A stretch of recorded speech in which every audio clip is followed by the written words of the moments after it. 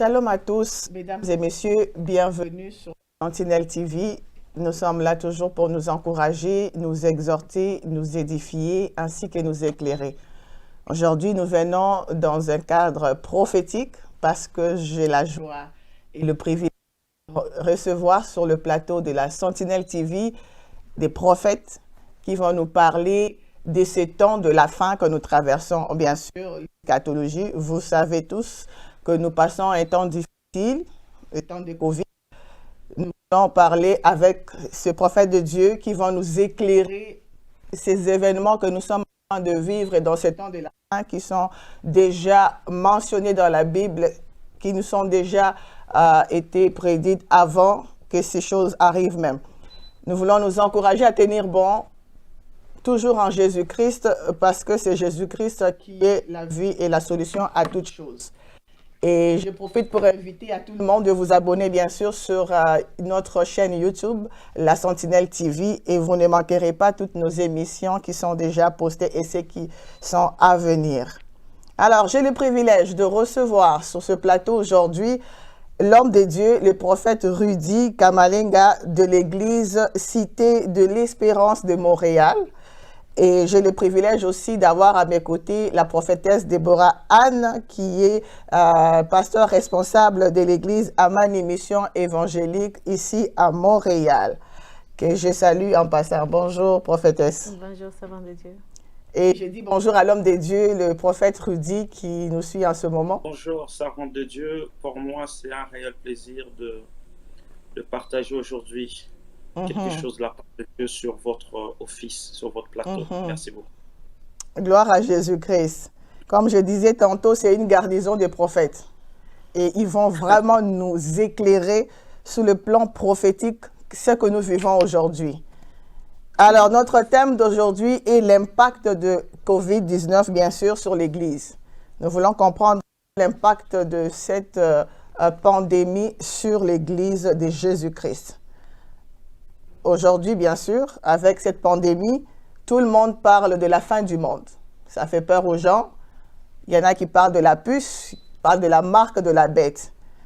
Gloire à Jésus-Christ parce que ses serviteurs vont nous éclairer aujourd'hui sur ces sujets. Alors, on va commencer avec le prophète Rudy. Qu'est-ce que la marque de la bête, selon vous? Ah, d'accord. Alors, merci beaucoup pour la question. Il est toujours important d'éclairer l'opinion, surtout particulièrement l'Église, parce que la Bible déclare que mon peuple périt parce qu'il lui manque la connaissance. J'ai toujours dit que la connaissance a toujours été disponible. Le problème, c'est que le peuple ne va pas aller chercher la connaissance. Et le plus grand ennemi de chrétiens aujourd'hui, c'est pas le diable, c'est vraiment l'ignorance. Parce que le diable lui-même est l'ignorant. Il aime l'ignorance dans le village. Vous allez remarquer que les gens, ils aiment bien spéculer, ils n'aiment pas aller chercher l'information, mais on veut bien dire des choses non pas selon la parole de Dieu. Alors, d'abord, il faut comprendre que la marque de la bête, c'est par définition, d'abord, pour aller à la Genèse, c'est d'abord, c'est écrit dans la Bible. La marque de la bête, c'est un mot, c'est une combinaison de deux mots qui se retrouvent dans la Bible. Et d'ailleurs, c'est une prophétie qui aura lieu et qui est l'auteur de cette prophétie, c'est Dieu lui-même qui va révéler cela à son serviteur, l'apôtre Jean, à l'île de Patmos. Je suis tout de suite avec vous dans Apocalypse au chapitre 13. Dans Apocalypse au chapitre 13, c'est l'apôtre Jean qui est en train de parler de la prophétie qui aura lieu, de la prophétie qui, parce que, écoutez, une des choses que nous devons savoir sur la prophétie expire au temps de son exécution. Dès lors que la prophétie n'a pas encore été matérialisée, donc c'est-à-dire elle est encore en vigueur. Donc c'est-à-dire que aussi longtemps que Apocalypse chapitre 13 n'a pas encore été matérialisé, n'a pas encore été vécu, donc c'est une prophétie qui certainement aura lieu. Donc c'est Dieu lui-même qui est l'auteur de cette prophétie, en fait, de la marque de la bête, de la marque de la bête. Et vous allez remarquer que lorsque l'apôtre Jean parle de la marque de la bête, il dit qu'il y aura la marque de la bête sur la main de chaque personne et sur le front de chaque personne. Et selon la prophétie, est que tout le monde, toute personne ne sera pas échappée à cette marque, petit ou grand, riche ou pauvre, jeune ou vieux. Donc, c'est-à-dire que c'est une marque qui sera imposée sur la main et le front de chaque personne. Pourquoi on parle de la main, servante de Dieu, prophétesse? Écoutez, il faut savoir que le monde spirituel marche avec de signes. Lorsqu'on parle sur la main, aujourd'hui, le diable, l'économie mondiale, la main, ça symbolise l'économie. Prophétiquement, la main symbolise le finance, l'économie. Et là où l'Église est en train d'aller, là où le monde est en train de partir, nous partons vers une monnaie unique. Aujourd'hui, vous allez comprendre avec moi, au moment où je vous parle à partir des États-Unis, je suis là pour une grande conférence de 3 jours, je viens d'ouvrir un compte bancaire ici. Et on me dit qu'il n'y aura même pas de NIP. Donc, c'est-à-dire que juste avec ta carte, tu fais juste poser sur un appareil, on débite de l'argent. Donc, c'est-à-dire on va vers une puce unique, vers une monnaie unique, où en fait le diable aura le contrôle sur en fait l'économie. C'est là où on parle en fait de la marque de la bête qui sera estampillée, qui sera posée sur le front. Quand on parle du front, c'est le système de pensée. C'est le système. Vous allez comprendre avec moi qu'aujourd'hui, dans le monde entier, le monde souffre d'un système de pensée, en fait, qui n'aide pas les gens. Vous allez voir que les gens ont des pensées corrompues. Les gens, même à l'église, les gens ont des pensées rebelles.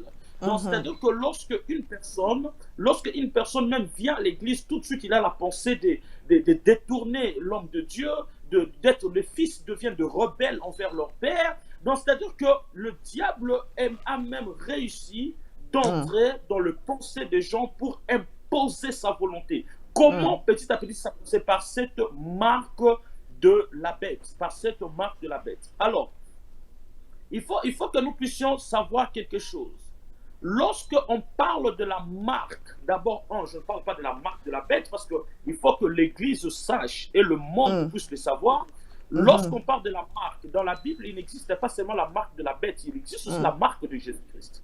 Mais alors, prophète Rudy, je vais vous revenir là-dessus, puisqu'on définit la marque de la bête. Avant qu'on avance, j'aimerais aussi donner la parole à la prophétesse Déborah pour nous parler comment elle définit la marque de la bête. D'accord. En fait, moi, j'ai défini la marque de la bête comme un système. C'est vraiment un système qui va se mettre en place. La Bible nous le dit dans les livres de Apocalypse chapitre 13.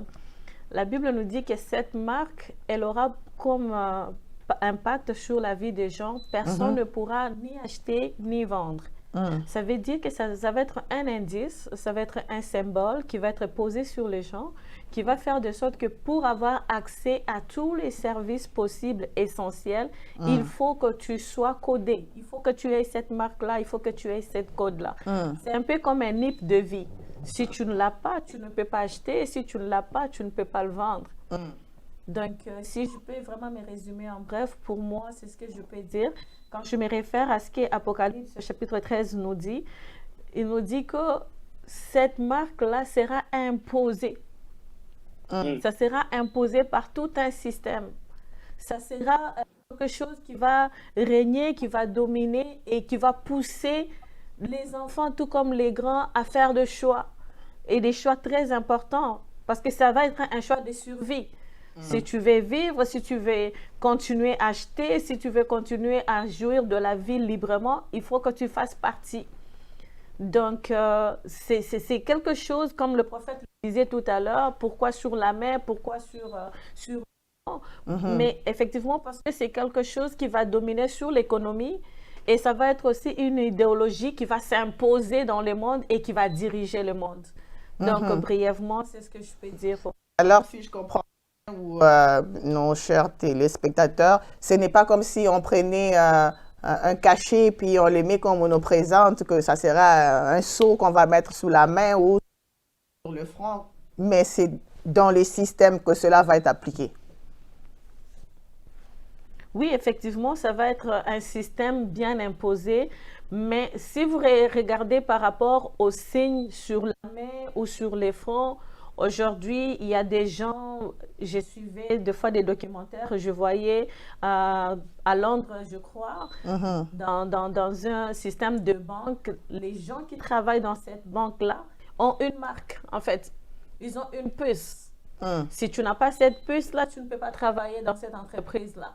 Donc, un système est créé pour être imposé aux gens. Et alors, quand tu fais partie, il faut que tu aies une marque. Dans les temps, on voyait, par exemple, si je peux le dire, il y a des gens qui font, si on prend l'exemple des partis politiques, quand tu veux être membre de cette partie-là, il faut que tu aies une carte d'identification.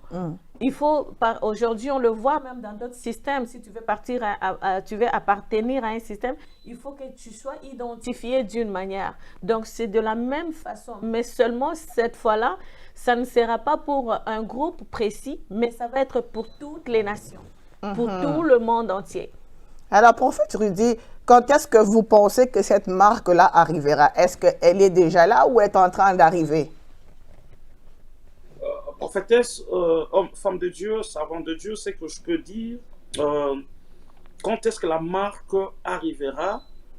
D'abord, la première des choses à savoir, la marque de la bête fait partie de signes du temps de la fin. J'ai suivi récemment le président, un des présidents, je pense le président de la France, qui dit que la bête est déjà là. Il dit que la bête est déjà là. Est-ce que moi je vous dirais que la bête est déjà là? La bête est là, mais la bête n'est pas encore mise en vigueur. Je vais vous donner un exemple. N'est pas encore activé. Je vous donnerai un exemple, savant de Dieu. Nous sommes avec vous au Canada. Lorsque vous avez au Canada ce qu'on appelle le numéro d'assurance sociale, juste avec le numéro d'assurance sociale, on peut savoir où est-ce que vous êtes et quel genre de travail et dans quelle compagnie vous travaillez. Je vous donne un autre exemple. Aujourd'hui, si quelqu'un veut venir au Canada ou dans d'autres pays européens ou plusieurs pays, on doit vous prendre la biométrie. Et cette biométrie, c'est pendant 10 ans. Lorsque vous ferez une autre demande, on n'aura plus besoin de vos biométries parce que c'est dans le système pendant 10 ans. Ça, c'est une forme de la marque qui vous identifie. Parce que quand on parle dans l'histoire romain ou dans l'Empire, lorsqu'il y avait des esclaves, les esclaves étaient identifiés à leur maître par rapport à une marque. Donc, lorsque vous avez cette marque, on sait que vous appartenez à maître tel. Donc, c'est-à-dire que la marque de la bête, elle est déjà disponible, elle est déjà dans le monde, elle rôde déjà à l'église, mais elle n'est pas encore mise en vigueur. Si vous voulez, elle n'est pas encore il n'y a pas encore l'infrastructure de ça. Donc, c'est-à-dire qu'il va falloir maintenant que l'Église, parce qu'il faut comprendre, quand on parle de la marque de la bête, c'est un signe du temps de la fin. Et depuis la Pentecôte jusqu'à aujourd'hui, l'Église est dans son temps de la fin. Ça veut dire que nous vivons déjà le temps de la fin. Ça ne sert à rien de dire que ça va venir. Nous sommes déjà dedans. Nous sommes déjà... L'apôtre Pierre va dire ceci. Il va dire ceci lorsque le Saint-Esprit est descendu. Apôtre Pierre dit, nous sommes en train de vivre ce que le prophète Joël a prophétisé dans Joël 2, 28. Que dans le dernier jour, je répandrai mon esprit sur toute chair. Donc, dès le jour que la Pentecôte a eu lieu, l'Église est entrée dans le temps de la fin. Et la marque de la bête, ce sont des signes du temps de la fin. Que ça doit avoir lieu. Et vous allez comprendre avec moi, aujourd'hui, à Covid-19, les gens doivent avoir le vaccin de Covid-19. Mais ce vaccin-là, en fait, physiquement, les gens ne voient pas l'ampleur de ça. Mais c'est après 10 ans, c'est après 5 ans que les gens vont comprendre qu'ils sont en train de souscrire à un système qui va leur bloquer dans 10 ans. Et l'Église n'est pas responsable pour, en fait, prier en avance, afin de déjouer le plan des ténèbres. Parce que lorsqu'on parle, pour répondre à votre question, oui, l'Église, on est déjà dans le temps de la fin. Mais homme de Dieu, même si on priait, pensez-vous que ça peut changer puisque ça a déjà été écrit en Apocalypse? Voilà, c'est ce que je vous dis. Mais si vous lisez la même Bible dans Apocalypse, je pense 7, on parle de la marque de Dieu qui sera estampillée sur le serviteur de Dieu. Et lorsque vous lisez Galates, l'apôtre Paul dit ceci, que personne ne me fasse de la paix, que je porte en moi la marque de Jésus. Écoutez-moi, la marque de la bête est là, est déjà entrée petit à petit, mais ça n'aura de l'effet que sur ceux-là qui n'ont pas la marque de Jésus sur eux. C'est quoi la marque de Jésus? Quelqu'un qui vous suit va se poser la question, c'est quoi la marque de Jésus? Voilà, c'est une très bonne question. C'est là où je veux vous amener. Quelqu'un qui me pose la question, qu'est-ce donc la marque de Jésus? Mais la marque de la bête a été vaincue il y a 2000 ans sur la croix de Golgotha. La marque de la bête, ce n'est que le diable en personne qui veut en fait mettre son sceau sur les gens qui doivent l'appartenir au temps de la fin. Et quelle est en fait la marque de Jésus? Mais écoutez, avoir le sang de Jésus, le fait d'accepter Christ comme Seigneur et Sauveur, le fait de croire à la puissance du sang de Jésus, le fait d'appartenir à Jésus, et même le Saint-Esprit. Le Saint-Esprit, c'est un signe de la marque de Jésus dans la vie d'un chrétien. La Bible dit ceci, servant de Dieu, la Bible dit, ceux qui n'ont pas mon esprit ne m'appartiennent pas. Donc, c'est-à-dire, le fait d'avoir le Saint-Esprit, c'est un signe que tu appartiens. C'est une marque qui dit que tu appartiens à Dieu. Servante de Dieu, Déborah, oui. Il y a des hommes de Dieu ou des femmes de Dieu qui disent que la marque de la bête doit arriver après l'enlèvement. Par rapport à ce que l'homme de Dieu vient de dire, nous vivons déjà la marque de la bête, mais c'est juste que ce n'est pas encore activé. Qu'est-ce que vous dites? En fait, quand on se réfère à la parole de Dieu, la parole de Dieu est précise et exacte. Le Christ nous a laissé cette parole pour nous éclairer, pour que nous puissions être enseignés, que nous puissions être vraiment sur la bonne voie, ça veut dire éclairés. Alors, si je me fie à ce que la parole de Dieu nous dit, la parole de Dieu nous dit qu'il y aura les tourments. Domination de la bête et cette marque de la bête après l'enlèvement, après que le Saint-Esprit ait quitté déjà la terre. Parce que si longtemps que le Saint-Esprit domine, le diable n'a pas le pouvoir ou la bête n'aura pas le pouvoir d'aller dominer sur l'Esprit de Dieu. Mais il est déjà là parce qu'on le vit. On voit les signes, mais on ne le vit pas encore lui en tant que tel. Exactement. Voilà pourquoi moi, j'ai dit toujours aux gens, les gens qui s'agitent, les vaccins, tout ça, j'ai dit, les signes ont été annoncés il y a longtemps. La Bible nous disait, il y a des références bibliques dans les livres de Luc, Marc, on nous dit, quand vous verrez toutes ces choses arriver, une nation s'élever contre une autre. Quand vous verrez qu'il y a manque d'amour, sachez que la fin est déjà là. Mais ces choses, comme le prophète le disait, depuis les temps anciens, ces choses-là ont existé. Il y a eu des guerres entre les nations, beaucoup de choses. Mais cependant, il y a une chose que j'aime beaucoup dans la parole de Dieu, c'est que ça dit, il faut que la parole de Dieu soit annoncée dans toutes les extrémités de la terre, puis à ce moment-là, viendra la fin. Mais si on regarde le monde d'aujourd'hui, on va se rendre compte qu'il y a des coins où la parole de Dieu n'est pas encore arrivée. Mais si on laisse ça de côté, on revient à ce que nous dit, par exemple... Mais avec la vitesse de l'Internet aussi, aujourd'hui, tout le monde a déjà entendu quelque part parler de Jésus. Oui, si vous me dites ça, je vais vous dire non, parce que il y a des coins où jusqu'aujourd'hui, il n'y a pas Internet. Il y a des coins où il n'y a pas l'électricité. Quand tu vas dans l'Amazonie, par exemple, il n'y a pas d'Internet, il n'y a pas d'électricité. Ces gens-là ne sont pas informés de Jésus-Christ. Ils ne sont pas au courant de Jésus-Christ. Ils n'ont pas encore entendu cette bonne nouvelle. Si vous circulez, la terre est vaste, la terre est grande. Il y a beaucoup de coins où la parole de Dieu n'est pas encore arrivée. Mais cependant, cela n'a pas empêché à ce que Christ puisse nous donner des indices, des signes qui vont nous montrer, des signes précurseurs qui vont nous montrer que la fin arrive déjà. Oui, c'est vrai, nous sommes vraiment dans les temps de la fin. Et ça fait... Parce que la Bible nous dit, on ne sait ni le jour ni l'heure. Même lui-même, Jésus-Christ, il disait, il ne le sait pas. Donc, ça peut être aujourd'hui, ça peut être demain. Mais Dieu, dans sa manière de faire des choses, il sait bien comment les coordonner. Et le temps que nous passons, c'est un moment très critique où les gens doivent se soucier de leur âme et de leur vie lorsque le Christ va revenir.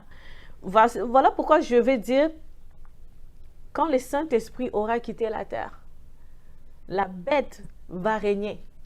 La bête aura le contrôle. Parce que c'est lui maintenant qui va dominer, c'est lui qui va diriger le monde. C'est lui en fait, parce que ça va être un système qui va s'imposer. Mais ceux qui n'auront pas eu la marque de Christ, qui ne seront pas enlevés avec Christ, c'est eux qui vont vraiment subir ces tourments. Si on se réfère à la situation actuelle, je peux te dire qu'on est encore très loin. On est encore très loin de ce qu'on peut penser de cette période-là, comment elle va être. Mais ce sont des signes qui nous annoncent que le temps est critique et que la fin est proche et que nous devrons nous apprêter.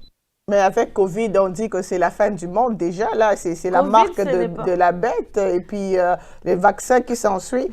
Tout le monde a peur. Tout le monde pense que c'est la marque qu'on vient nous implanter aujourd'hui. Mais quand vous dites que ça va entrer en vigueur après le départ du Saint-Esprit, mais le Saint-Esprit laisse quand même cette marque-là s'introduire et prendre place sans pour autant être activé. C'est ça? Servante de Dieu. Moi, je vais être claire tout de suite. Le vaccin, ça n'a rien à voir. Le vaccin, ce n'est pas une marque de la bête en soi. Le vaccin, vous savez, aujourd'hui, ça prend de l'ampleur à cause de toutes les informations qu'on nous donne, les médias nous remplissent des informations et du coup... Servante de Dieu, je ne sais pas si Dieu est d'accord avec ça. Oui, mais je peux finir, comme ça, je vais donner mon idée. Parce que le vaccin, ça fait partie des signes. Mais la marque de la bête, c'est un système. Le règne de la bête, c'est un système. Vous savez, aujourd'hui, nous avons tous nos cartes de banque avec une puce dessus. Aujourd'hui, comme le prophète le disait tout à l'heure, nous sommes contrôlés par l'assurance sociale. Nous sommes contrôlés par nos passeports biométriques et tout. Nous sommes contrôlés depuis longtemps. Si on va considérer que toutes ces choses-là sont une marque de la bête, on va dire plusieurs marques de la bête. Or, nous savons que la marque de la bête, on parle de la marque, un système. Vous voyez? Et à ce moment-là, il n'y aura pas de ceux qui sont rouges, qui sont bleus, qui sont verts. Tout le monde aura la même marque, la même couleur. On sera pareil, on aura la même monnaie. On fera les choses de la même façon. Tout le monde parlera le même langage. Parce que le système de la marque, quand tu lis la Bible nous décrit la bête comme étant une bête à 7 têtes et 10 cornes. On parle d'un gouvernement. Ce n'est pas seulement un animal, ce n'est pas une bête, un animal. On ne verra pas un animal se lever, mais on verra tout un système se lever qui va gouverner le monde. Donc, en ce moment-ci, il y a encore des petits gouvernements par-ci, par-là. On n'est pas encore rendu à un seul gouvernement qui va diriger tout le monde. Voilà pourquoi je disais tout à l'heure que c'est en progression. On a juste des signes qui nous annoncent des choses à venir, parce que la Bible nous éclaire là-dessus. Quand il y a quelque chose qui va se passer, il y a toujours des signes qui annoncent. Et ces signes-là, nous les vivons tous les jours. Dès qu'on a commencé à nous introduire Internet, on a commencé à nous introduire aujourd'hui les téléphones intelligents. Il y a tout un système que les gens ne comprennent pas, mais qui nous annonce beaucoup de choses. On applaudit quand on a eu les cartes de banque avec puce, tout le monde était content. Mais aujourd'hui, on n'a même pas besoin des cartes, juste notre téléphone, on peut faire nos achats. Donc, ce sont des signes qui nous annoncent déjà qu'on est proche. Homme de Dieu, selon vous, quelle serait la suite chronologique des événements, comme ça doit se passer vraiment dans ce temps de la fin? Alors, la première des choses, d'abord pour rejoindre la prophétesse Déborah qui dit des choses très édifiantes, qui va beaucoup aider, dans le sens qu'il faut comprendre, comme elle dit, la marque de la bête, c'est un système, c'est un gouvernement. Et elle est très prophétique quand on parle de 7 cornes et puis les 10 têtes, des choses comme ça. C'est très prophétique. Si vous remarquez avec moi, Covid-19, c'est une guerre du pouvoir entre la Chine et les États-Unis. Donc, c'est-à-dire que ça vient de la Chine. Et pourquoi est-ce que la Chine a permis quelque chose comme ça? Elle veut mettre les États-Unis contre mur pour leur faire comprendre que c'est nous qui avons initié cette affaire et ce n'est que nous qui pouvons vous donner le médicament. Et l'OMS, même vous lisez la Bible, vous lisez Apocalypse, vous allez voir que même l'Organisation mondiale de la santé est écrit dans Apocalypse. Donc, c'est-à-dire que c'est un système dans le sens qu'il se rejoint avec la Chine pour que même la Chine prenne le monopole, le contrôle sur le monde entier. Ça devient la puissance mondiale. Donc, c'est un rapport de force. Alors, s'il faut qu'on parle de la suite chronologique des choses qui doivent arriver, la première des choses, c'est que nous devons savoir d'abord, Apocalypse 13 doit avoir lieu. Il doit avoir lieu cet engouement, cette tribulation de la marque de la bête. Et c'est là où nous, qui sommes des leaders, des influenceurs de masse, des hommes de Dieu, des pasteurs, nous devons préparer l'Église à ces choses. Donc, Apocalypse 13, la marque de la bête doit avoir lieu. Donc, c'est-à-dire que ça sera une tribulation. Je ne sais pas comment ça peut avoir lieu. Même aujourd'hui, comme je vous dis, si aujourd'hui, je vous donne un exemple. Le diable, personne ne dit, en fait, personne ne peut savoir de Dieu que moi je suis magicien. Personne ne peut vous le dire. Mais on le remarque par des signes.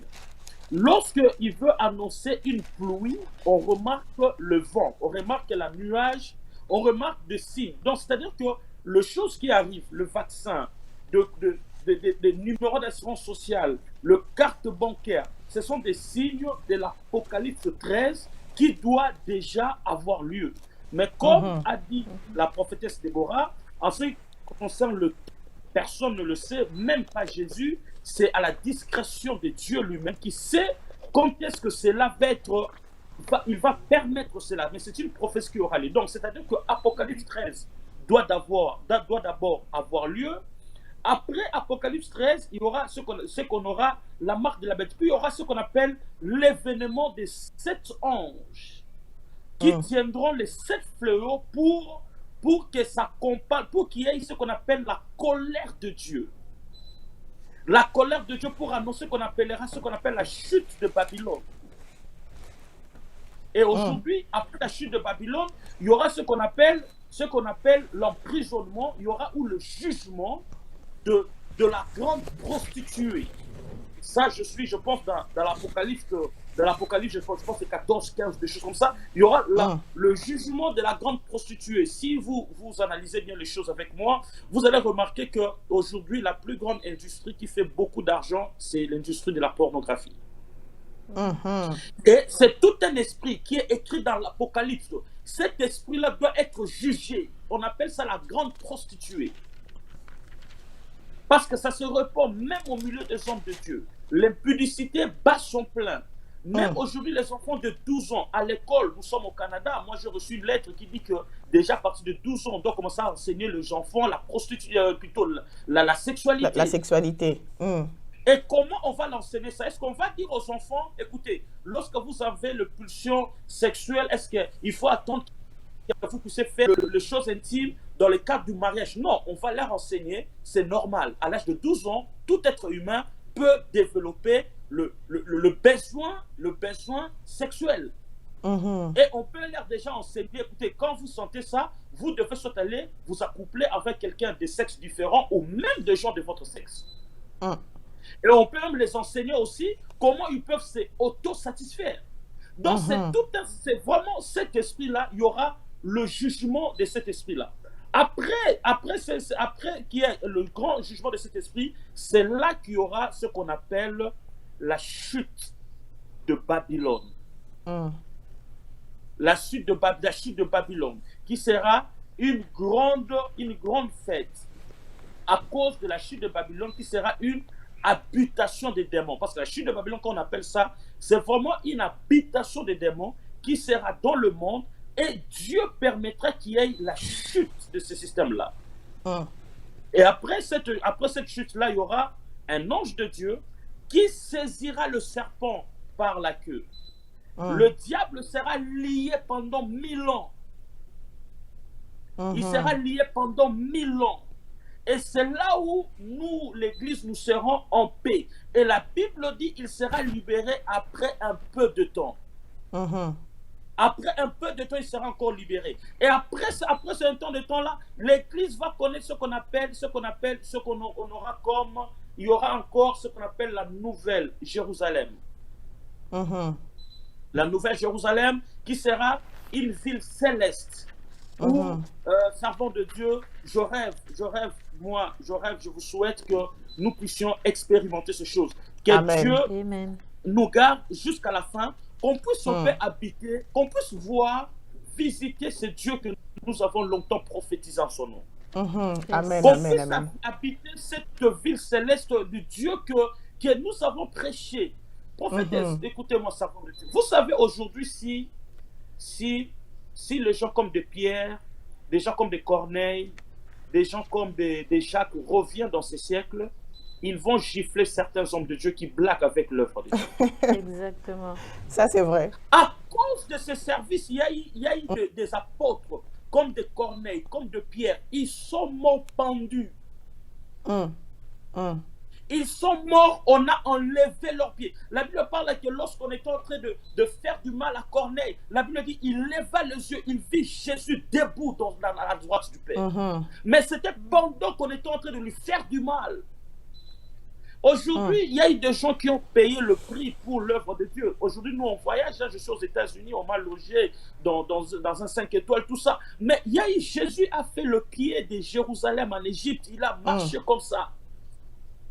Donc, nous devons, l'Église, les hommes de Dieu, on doit être conscientisés pour que nous puissions préparer l'Église à un jour habiter cette ville, cité Jérusalem, qui sera une ville céleste, qui viendra sur la terre. Et c'est là où il y aura un nouveau monde que Dieu va faire habiter dans la terre. Et ceux-là qui sont morts en Christ reviendront en vie. Et nous habiterons dans la cité nouvelle qu'on appelle ville-cité Jérusalem. Voilà un peu ce que Amen, amen, amen. Merci beaucoup, homme de Dieu. Servante de Dieu, Déborah Anne, prophétesse de Dieu.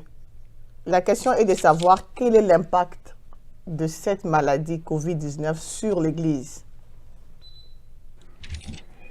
COVID-19, comme on le disait tout à l'heure et comme le prophète Rudy était en train de le dire, COVID-19, c'est une guerre.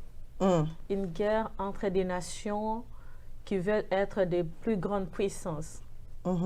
Mais en tant que tel sur l'Église, COVID ne devrait pas avoir l'impact sur l'Église. Pourquoi? Parce que l'Église, ce ne sont pas les bâtiments. L'Église, c'est moi. L'Église, c'est vous. L'Église, c'est les chrétiens. Et si COVID-19 peut avoir l'impact sur moi, ça veut dire qu'il doit influencer ma foi. Or, quand COVID doit influencer ma foi, ça veut dire que COVID doit booster ma foi. Je dois démontrer à COVID que je sais que tu existes, je sais que tu es là, mais à la place que tu puisses affaiblir ma foi, je comprends que tu as été déjà annoncé par les prophètes. Donc, moi, je m'élève au-dessus de toi. Parce que moi, j'ai été éclairé avant toi. J'ai été que tu es là. Alors, quand une personne est déjà avertie, ça va être difficile de le prendre au piège. Normalement, dans cette saison, dans cette période que nous traversons, l'Église devrait être en mesure de son soutien à la société, à la population, c'est-à-dire par ses actions, par la prière et même par la prophétie, parce que l'Église est prophétique. Nous connaissons que Jésus-Christ est le prophète par excellence. Amen. Et l'Église étant prophétique, qui connaît déjà les choses, parce que l'Église, c'est la bouche autorisée de Dieu. L'Église parle à la nation. Je le dis toujours et je le dirai toujours, dans une nation ou dans le monde, même quand on se réfère dans les temps passés, on verra que quand il y a une situation qui va se passer dans la nation, Dieu envoyait le prophète pour aller aviser la nation qu'il va se passer quelque chose. Si aujourd'hui on va compter le nombre de prophètes qu'il y a dans le monde, on comptera beaucoup parce qu'il y a aussi des prophètes magiciens. Il y a deux prophètes que la Bible nous démontre comment ils se comportent. Mais les vrais prophètes de Dieu ne sont pas traumatisés par le Covid. Les vrais prophètes ou les vrais enfants de Dieu ne sont pas inquiétés par le Covid. Le gouvernement se bat aujourd'hui, lutte comment trouver des solutions à la Covid. Mais il n'y a pas de prophète au Parlement. Il n'y a pas de prophète qui puisse se lever, prendre le courage d'aller dire aux gens de ces pays, ainsi dit l'Éternel. Si vous voulez sortir de cette situation, voici ce que vous devrez faire. Nous sommes dans un temps où les pasteurs, les prophètes, les dirigeants, tout le monde est en train de trembler parce qu'on a entendu un païen à la télé nous dire « c'est terrible, c'est catastrophique ».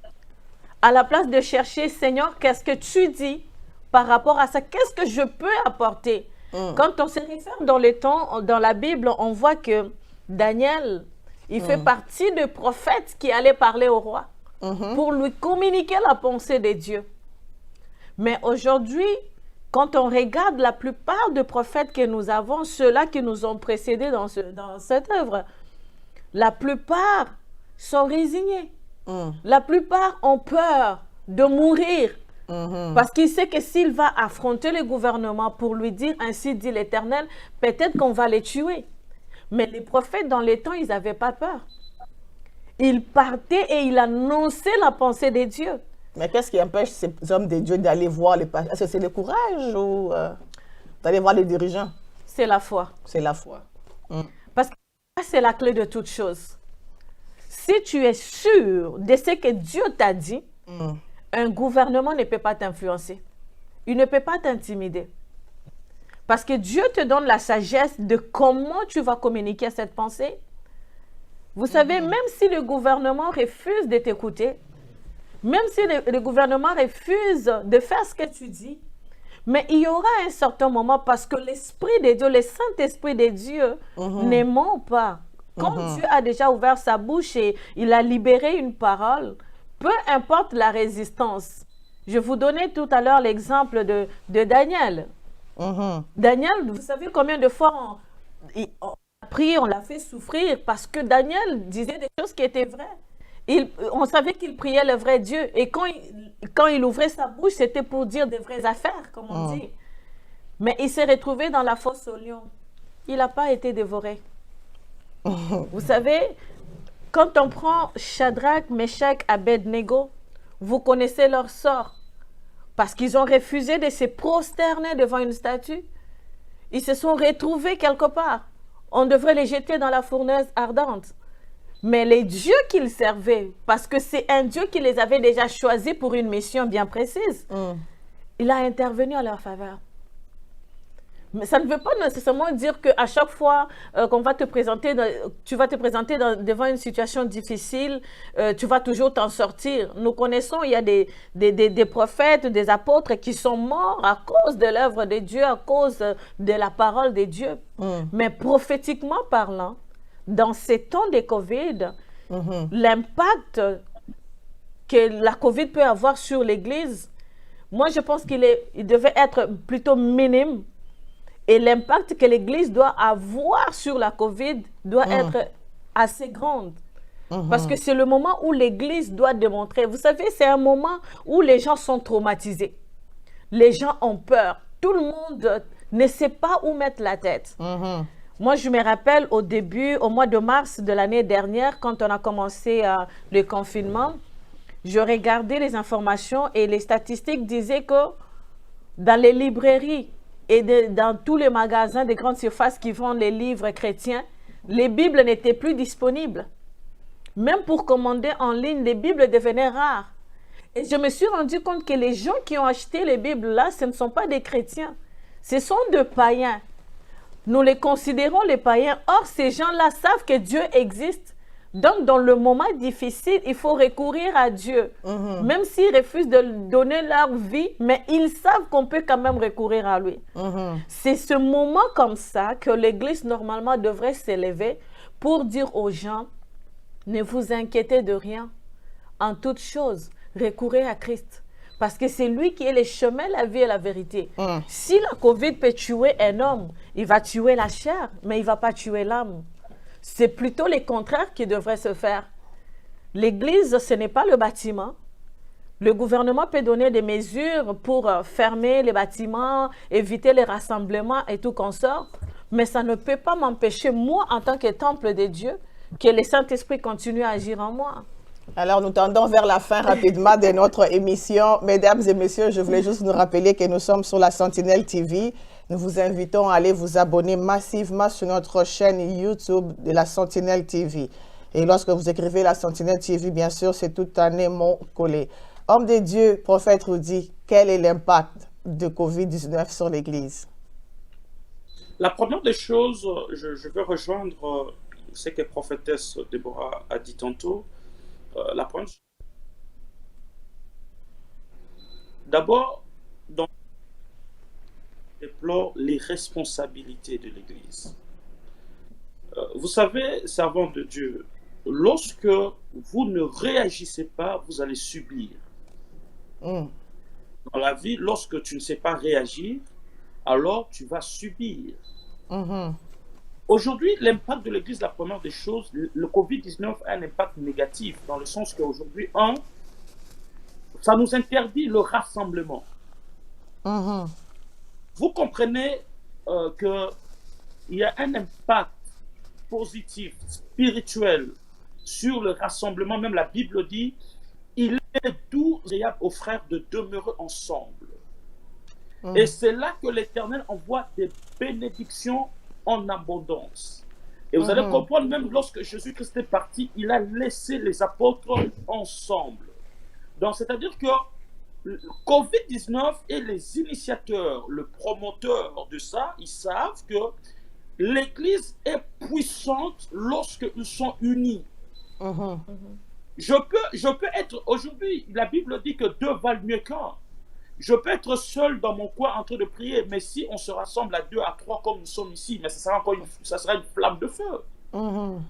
Il y a aujourd'hui des chrétiens qui ont besoin du soutien de leur pasteur. Moi, je fais souvent des conseils pastoraux, je commence à les faire sur Zoom. Mais il y a un impact sur un contact physique. Il y a un contact lorsque tu fais imposition de main à tes fidèles. J'ai aujourd'hui une église qui a, par la grâce de Dieu, centaines de personnes. Mais sur Zoom, parfois, c'est 30 personnes qui se connectent. Il y a des gens qui sont fatigués simplement parce que, écoute, on est Covid, je peux faire ce que je veux, je ne vois pas mon pasteur. Vous voyez? Donc, c'est-à-dire qu'il y a déjà un impact négatif sur l'interdiction des rassemblements.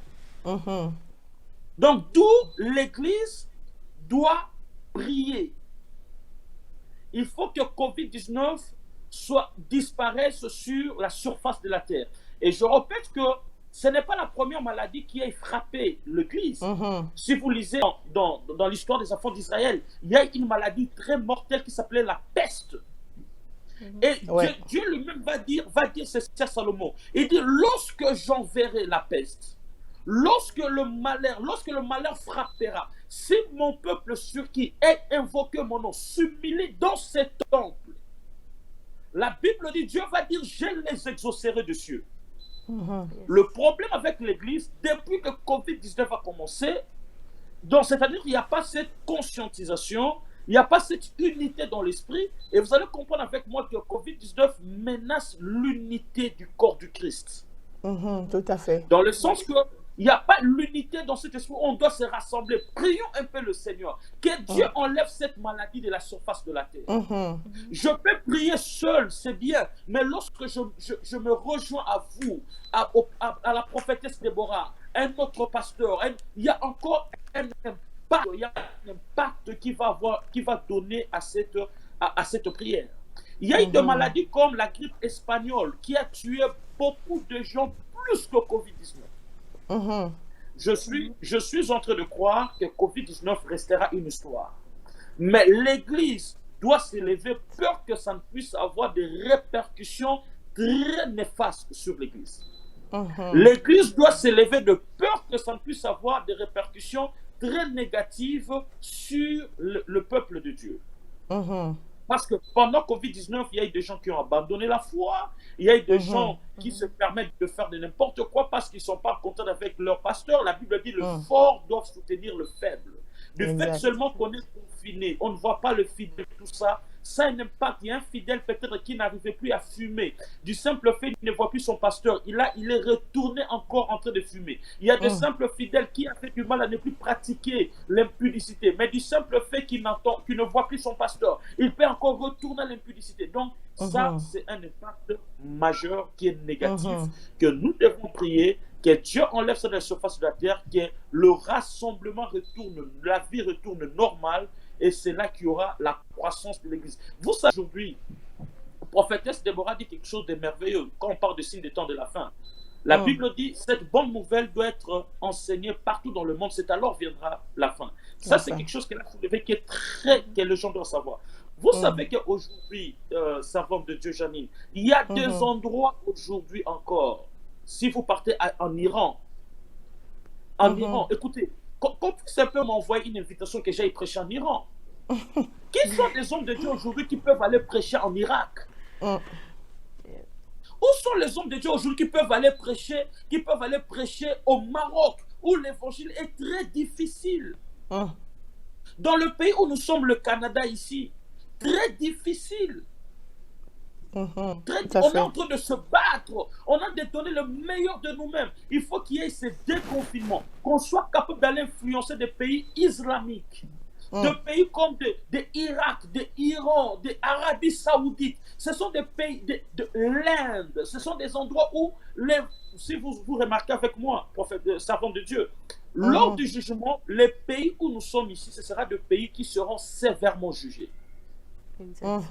Je dis sévèrement jugés. C'est là où les choses vont commencer. Si vous remarquez que la persécution de Covid-19 n'a pas la même intensité partout. Exactement. Si vous partez dans des pays comme des pays africains, comme chez moi au Congo, les églises fonctionnent. Si vous partez, il y a d'autres pays africains, on ne met même pas de masque. On ne croit pas à ça. Donc, c'est-à-dire que la persécution est plus intensive dans des pays où nous sommes que dans d'autres pays. Donc, c'est-à-dire que nous, pourquoi dans ces pays où nous sommes, c'est parce que c'est un pays où le diable a réussi à installer son système. Le diable a réussi, ce sont des pays où il y a eu de grosses infrastructures. Ce sont des pays où les gens sont trop intelligents plus que Dieu. Ce sont des pays où les enfants, on sait qu'on ne peut plus prier pour avoir une chemise, pour avoir une cravate. Je dois aller travailler, j'aurai l'argent. Ce sont des pays où on apprend aux gens la facilité. Ce sont des pays où on permet le mariage homosexuel, homme à homme, femme à femme. Ce sont des pays où les gens sont très intelligents, plus que même le maître de l'intelligence qui est Dieu.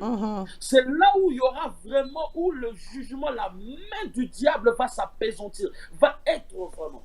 Et nous devons prier. Nous qui sommes ici, j'ai toujours dit, c'est prophétique du fait que Dieu nous envoie dans un pays étranger comme le Canada, comme là où nous sommes.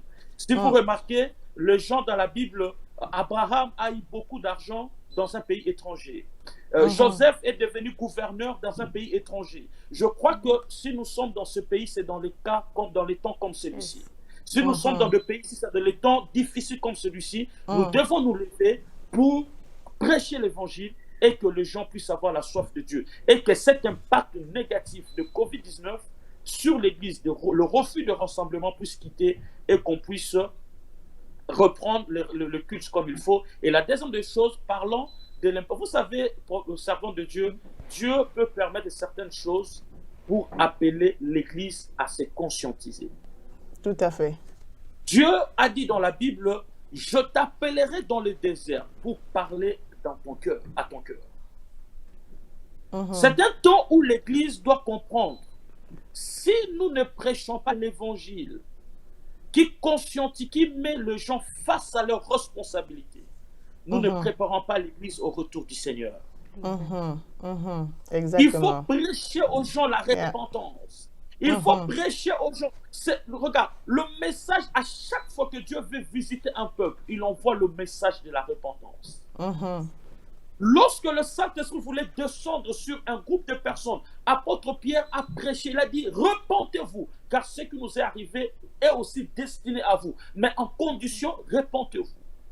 Jean-Baptiste a prêché la repentance pour annoncer l'arrivée du Christ. Si vous lisez avec moi la Bible, Jean-Baptiste dit, il dit, repentez-vous, car le royaume des cieux est proche. Mais le français, c'est une langue qui est très pauvre, servant de Dieu. Quand tu prends ce verset, tu le mets en araméen. Ça veut dire ceci, repentez-vous, car le royaume des cieux est déjà au milieu de vous. Donc, c'est-à-dire que, servants de Dieu, nous sommes déjà dans le temps de la fin. Nous devons prêcher l'évangile. Nous devons faire comprendre aux gens, nous n'avons que Jésus comme appui. Surtout nous qui sommes dans des pays qui ne sont pas le nôtre, nous devons conscientiser, impacter le blanc, qu'ils acceptent le Seigneur. J'ai un jour parlé avec une femme qui souffrait de cancer. Je lui dis, est-ce que tu crois que Jésus peut te guérir? Il dit, non, moi je crois à une plante. Donc, c'est-à-dire, elle, sa foi, elle a planté ça sur une plante. Wow. Nous avons un grand travail. Nous avons un grand travail. Donc, comme impact négatif, c'est vraiment l'absence de rassemblement. L'impact positif, parce que la Bible dit tout ce que Dieu fait, il le fait pour un but. Il y a aussi un impact positif, c'est vraiment Dieu appelle chacun de nous dans sa présence. Et lorsqu'on sortira de ce confinement, que l'Église arrête un peu des petits conflits inutiles, que l'Église comprenne. Écoutez, aujourd'hui, si un fidèle quitte mon Église, il va chez prophétesse Déborah. Si je ne suis pas spirituel, je peux me créer de problèmes inutiles avec la prophétesse. Alors que l'Église, on est tous unis. S'il quitte mon Église, il va chez la prophétesse, il va entendre la même parole de Dieu. Exactement. C'est vraiment pour que l'Église quitte les débats, les conflits inutiles. Pour que nous puissions comprendre, l'Église, prophétesse Déborah dit, comme bâtiment, appartient à Dieu. C'est Dieu lui-même qui a permis que les églises se ferment pour faire comprendre à certains pasteurs que les âmes ne sont pas annoncées à Dieu. Amen. Amen, amen, amen. C'est Dieu lui-même qui a permis ça. Amen. Aujourd'hui, si quelqu'un se bat avec son ministère, ça ne marche pas. Laisse. Ça ne t'appartient pas, c'est à Dieu. Merci beaucoup, homme de Dieu. Merci beaucoup. Ce que vous dites, c'est très, très important. Et j'ai béni le Seigneur de vous avoir sur le plateau, ainsi que la prophétesse Déborah Anne, parce que COVID vraiment doit corriger l'Église aujourd'hui et la mentalité des conflits ou des compétitions, en fait, qu'on a aujourd'hui dans l'Église corps du Christ. Alors, nous sommes à la fin. Avant la dernière question, homme de Dieu, j'aimerais savoir quelle est la pensée des dieux par rapport à cette pandémie qui est COVID-19 et pourquoi Dieu a permis cela. Je pense que déjà l'homme de Dieu a déjà commencé à répondre là-dessus. La pensée des dieux par rapport à nous vis-à-vis de la COVID et tout, je vais aller donner 2 points, 2 versets. Le premier verset se trouve dans les livres de Jérémie, chapitre 29. Quand on lit Jérémie 29, de 11 à 14, Christ nous dit, je connais des projets que j'ai formés pour vous. Ce sont des projets de paix et non de malheur, des projets de bonheur. Et dans les livres de Deutéronome, chapitre 30, le Seigneur nous dit, je prends à témoin ces terres, j'ai mis devant toi la vie et la mort, la bénédiction et la malédiction. Choisis la vie afin que tu vives, toi et ta postérité. Dieu n'a jamais eu une mauvaise pensée pour les humains. Depuis les temps, depuis que le monde est monde, depuis que Dieu a créé le ciel et la terre, il a formé un projet de bonheur pour chacun de nous sur cette terre. Cependant, nous subissons les conséquences de nos actes.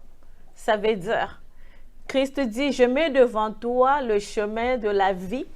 Si tu choisis la vie, tu vivras, toi et ta postérité. Or, nous savons que quand on parle de la vie, on parle de Jésus-Christ. On parle du salut.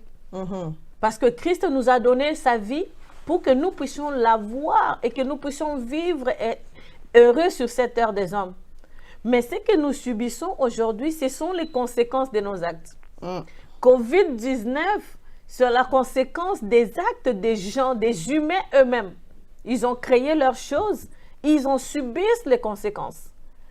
Si je vais revenir un peu en arrière tout à l'heure, quand le prophète Dieu parlait de l'intelligence artificielle et tout, il y a 3 ans de cela, parce que ça fait 3e année, j'ai lu dans le journal de Montréal, il était écrit qu'en 2020, la Chine allait lancer un soleil artificiel, de sorte qu'on ne puisse pas avoir la nuit, qu'on ait le jour avec le soleil des dieux et la nuit le soleil des hommes.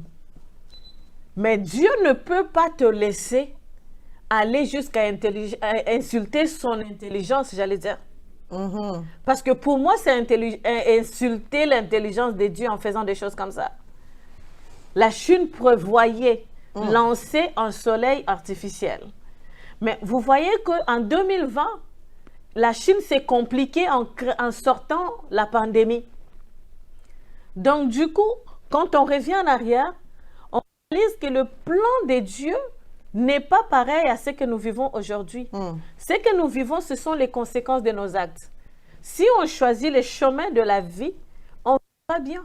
Mais parce que l'homme est toujours incité, poussé, son adrénaline vraiment le pousse à aller toujours à ce qui est contraire. Voilà pourquoi l'homme ne choisit pas ce qui est bien. L'homme comprend le bien en retard. Lorsqu'il a déjà subi les conséquences, lorsqu'il a déjà subi les dégâts, à ce moment-là, c'est quand son intelligence se réveille pour dire « j'aurais dû choisir tel chemin ». Mais Christ en soi, il n'a jamais voulu le mal pour personne. Que ce soit ce que l'Église a subi aujourd'hui, avec toutes les lois que les gens sont en train de sortir, on ferme les lieux de culte, on n'a plus de rassemblement, ça refroidit la foi des gens. Tout ça, ce sont des conséquences. Ça n'a pas quelque chose de Dieu là-dedans. Ce n'est pas Dieu qui en est l'auteur. Mais cependant, Christ le permet. Il le voit. C'est ce qu'on dit quand on est dans la volonté permissive de Dieu. Tu veux faire des choses, Dieu te laisse faire. Parce qu'il t'a laissé le choix. C'est comme quand quelqu'un choisit un mauvais conjoint. La personne est avertie que ce conjoint-là n'est pas une bonne personne.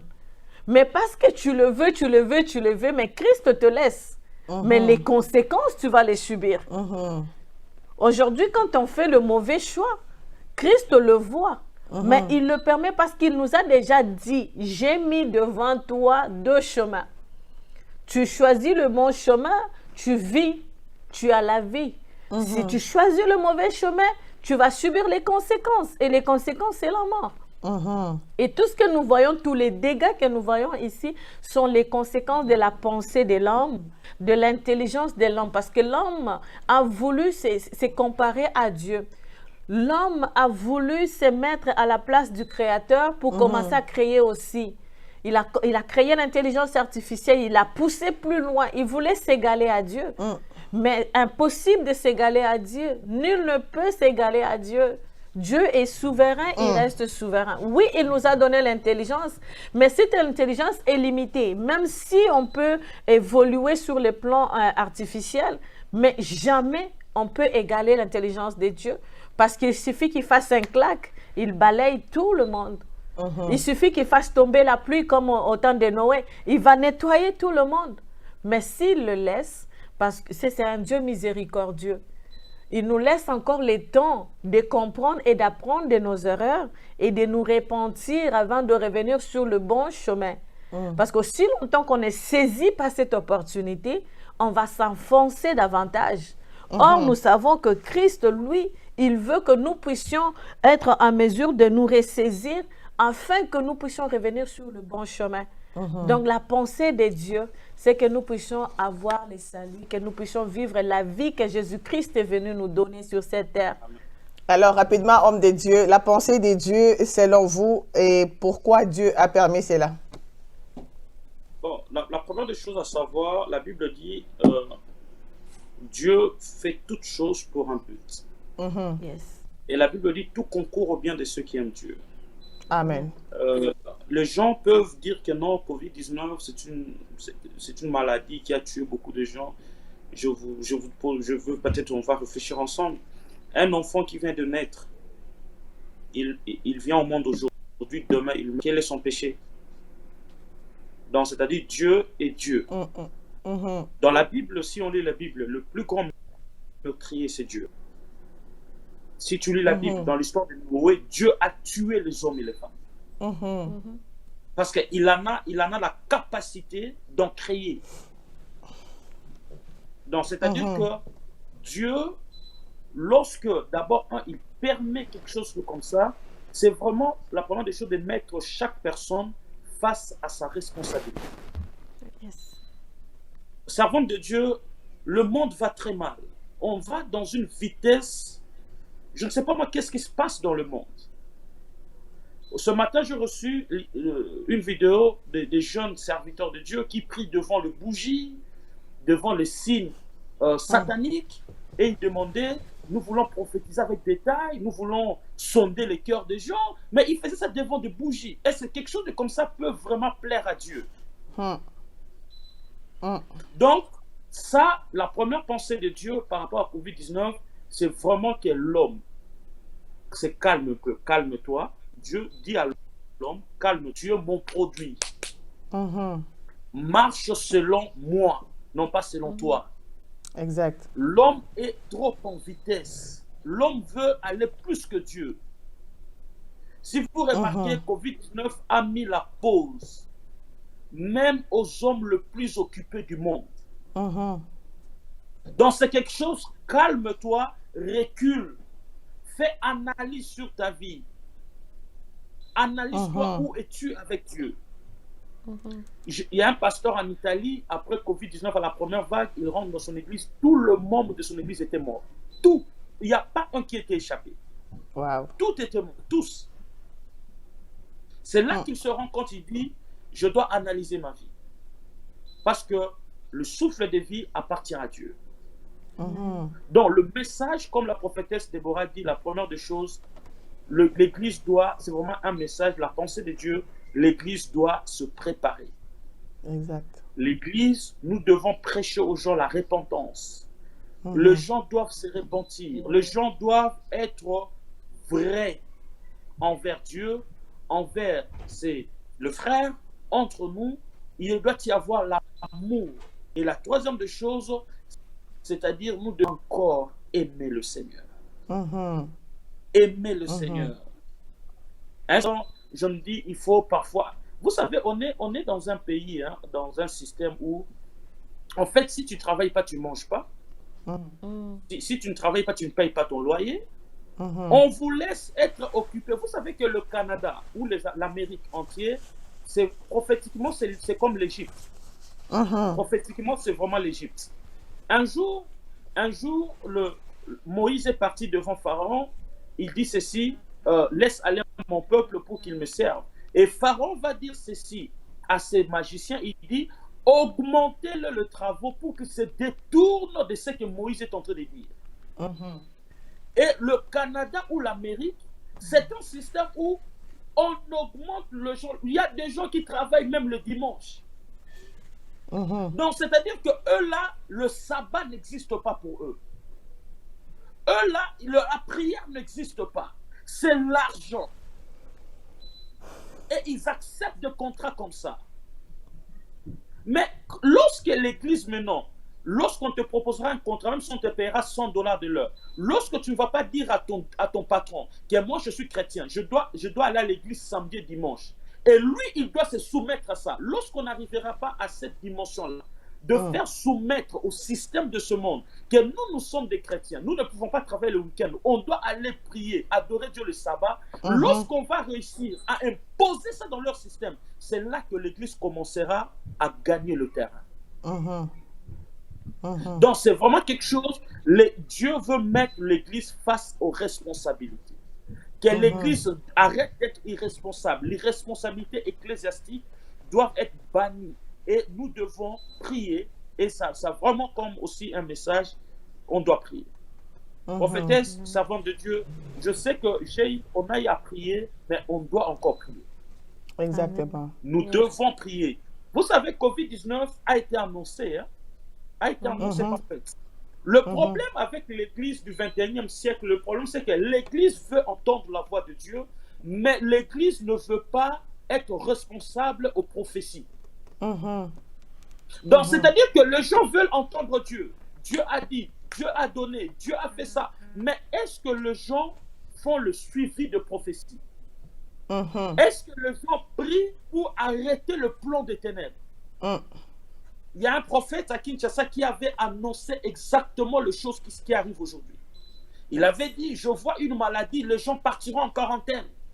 On sera confinés. Il avait dit ça, c'était clair.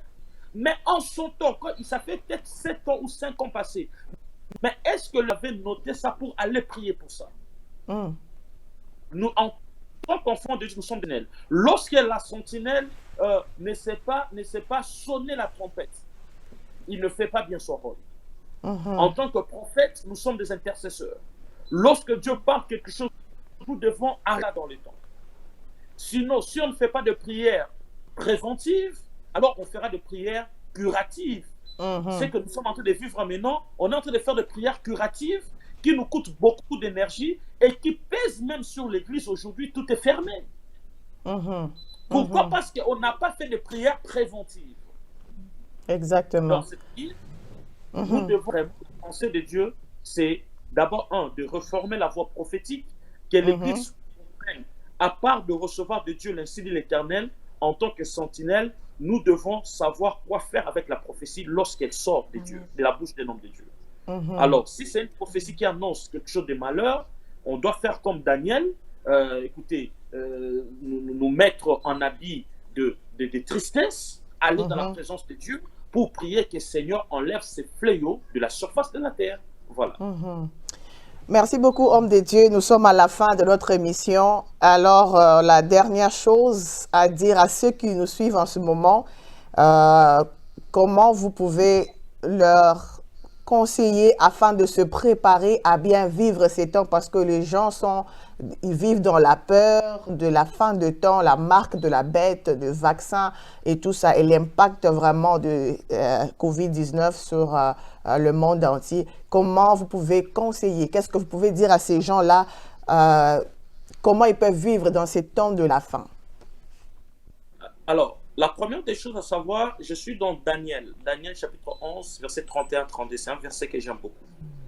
La Bible dit, des troupes se présenteront sur son ordre, sur l'ordre du diable.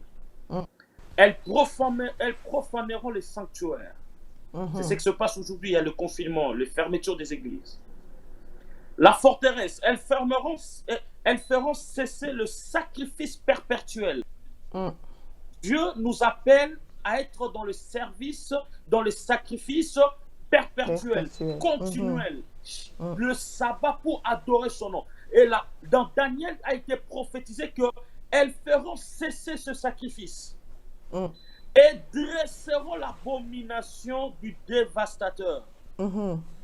La Bible dit dans Daniel 11-32, il séduira par de flatteries le traître de l'alliance.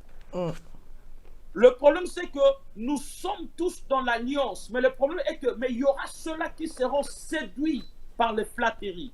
Mais la Bible dit, ceux du peuple qui connaîtront leur Dieu agiront avec la fermeté. Qu'est-ce que je veux dire en 2 mots? Soyons fermes avec Dieu. Cherchons et connaissons les Seigneurs. Amen. N'ayons pas peur de ces choses. Servant de Dieu, prophétesse Déborah, Covid-19 passera. La vie retournera normale. Amen. Mais faisons attention et soyons dans la présence de Dieu. Restons avec Dieu. Je pense que si on veut analyser Apocalypse 13 jusqu'à la fin, la seule qualité que Dieu nous demande d'avoir, c'est la fermeté. La connaissance de Dieu est restée ferme dans cette connaissance. Implorons Dieu, enlevons la peur. Prophétesse, moi je voyage librement. Je n'ai pas peur de Covid-19. J'en ai pas peur. Je priais pour quelqu'un qui a été atteint de Covid-19. Je priais pour lui dimanche. Je l'ai imposé le main. Lundi, on l'attrape de Covid-19. Moi, je n'ai jamais eu ça dans mon corps. Je n'ai pas peur. Ça va attaquer les gens qui ont peur de ça. Parce que la Bible dit, ce que je crains, c'est ce qui m'arrive. Donc, tu n'auras que ce que tu crains. Donc, enlevons la peur, vivons la vie. Dieu est au ciel, il voit, il nous protégera et restons fermes. C'est vraiment le dernier mot. Et pour notre vie à Jésus-Christ, acceptons-le comme Seigneur et Sauveur. Voilà, c'est ça. Amen. Amen. Nous sommes à la fin de notre émission, mesdames et messieurs, dans notre rubrique Le temps de la fin.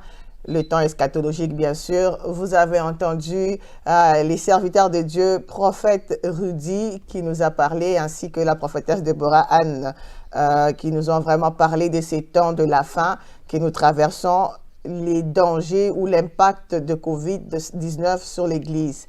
Alors, prophétesse Deborah Anne, une invitation à ceux qui n'ont pas encore reçu, bien sûr, Jésus-Christ, qui regardent les situations aujourd'hui, qui se disent, est-ce que je dois vraiment donner ma vie à Christ ou quoi? Qu'est-ce que vous pouvez leur dire présentement? Brièvement, ce que je peux leur dire, c'est que Dieu est amour et Dieu vous aime. Amen. Nous sommes dans les temps de la fin. La plupart attendent voir la fin des temps, voir Christ descendre avec les anges et tout ça. Mais je peux te dire que la fin peut être pour toi aujourd'hui même. Ça veut dire qu'aujourd'hui, tu peux mourir. Aujourd'hui même, le souffle de vie peut te quitter. Ça sera pour toi la fin et ça sera fini.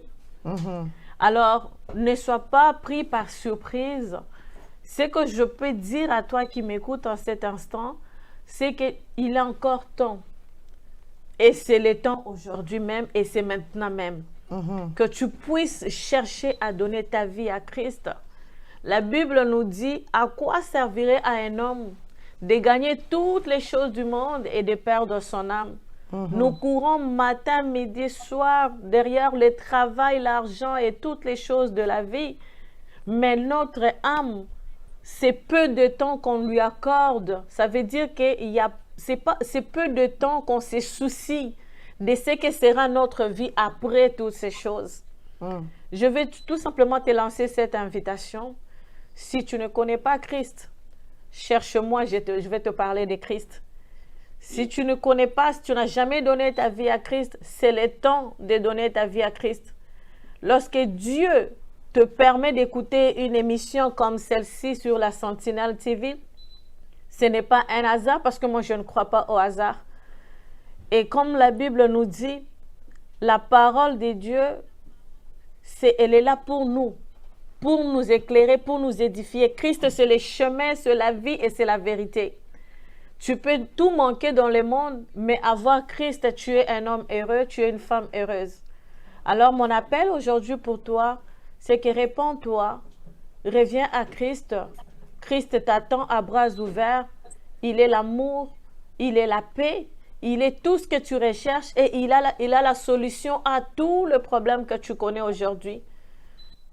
Réponds-toi, c'est mon message pour toi, c'est mon appel aujourd'hui. Reviens à Christ parce que Christ t'aime et il t'aimera toujours. Alors, homme de Dieu, le prophète Rudy, une invitation à ceux qui vous suivent en ce moment aussi. Amen. Alors, ce que je peux dire à ceux-là que nous suivent, vous savez, Jésus est l'héritage qu'on peut léguer à nos enfants, aux générations qui peuvent venir après nous. Un jour, David était en train de mourir. Il va laisser à Salomon, son fils, la royauté, la chaise royale, beaucoup d'argent, le contact. Mais j'aime beaucoup, David va dire à Salomon, il dit, et toi, Salomon, mon fils, connais le Dieu de ton père et serve-le. Amen.